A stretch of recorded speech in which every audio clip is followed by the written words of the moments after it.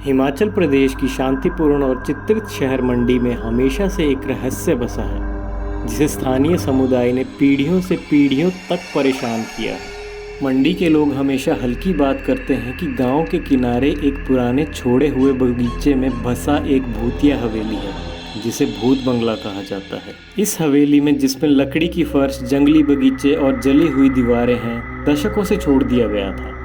कहा जाता है कि यह बंगला प्राकृतिक आवाज़ नहीं छोड़ने वाले आत्माओं द्वारा प्रेरित है, जो भूख से भटक रहे थे। अजीब दृश्यों और डरावनी आवाज़ों की सूचनाएं इसके पास डार्क के बाद भी किसी साहसी द्वारा बताई गई थी। दीपक गांव के एक जिज्ञासु युवक भूत बंगले के रहस्य को सुलझाने का निश्चित कर बैठा था।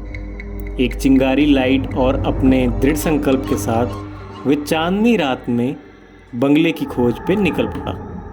हवा में बढ़ती सर्दी केवल बगीचे की भूतिया माहौल को और भी डरावना बना रही थी। जैसे ही दीपक बंगले के दरवाजे में प्रवेश किया, उसकी चिंगारी लाइट ने बीच छुपे वृक्षों में डरावने अवशेषों को प्रकट किया। वह अधिक आंधी के बवंडर में जा रहा था। वही बगीचे बाड़ों जैसी माहौल में डूबे हुए थे। वह गहरे अंधकार में और आगे बढ़ा। जमीन पर रखी गई लकड़ी की चादर की तरह तेज आवाज से चूक रही थी। अचानक ठंडी हवा का झोंका हॉलवे में आया और उसकी चिंगारी लाइट को बुझा दिया। पूरी तरह अंधकार हो गया, जिसमें उस औरत का स्वरूप दिखा। वो विंटेज ब्राइडल गाउन में हॉलवे के अंत में खड़ी थी। वह एक अद्भुत इशारे के साथ उसे बुलाने लगी। उसकी आंखें दुखद रूप से डरावनी थी। अपनी हिम्मत जुटाते हुए दीपक आत्मा के आवाज़ के पास बढ़ा। तुम कौन हो? वह स्तब्ध रूप में पूछ रहा था।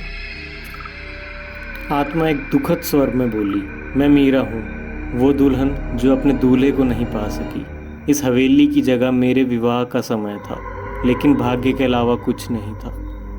दीपक के दिल में डर और सहानुभूति की मिश्रण की भावना थी। वे उसे शांति और समापन पाने की मदद का वादा किया। स्थानीय पुजारी की मदद से उन्होंने हवेली की आत्मा को मुक्ति दिलाने के लिए एक अद्वितीय अभिषेक किया। जब अभिषेक समाप्त हुआ, मीरा का आकार धीरे धीरे गायब हो गया और भूत बंगले पर शांति छा गई। हवेली, पहले भूतों द्वारा बसी हुई, अब मौन खाली खड़ी थी।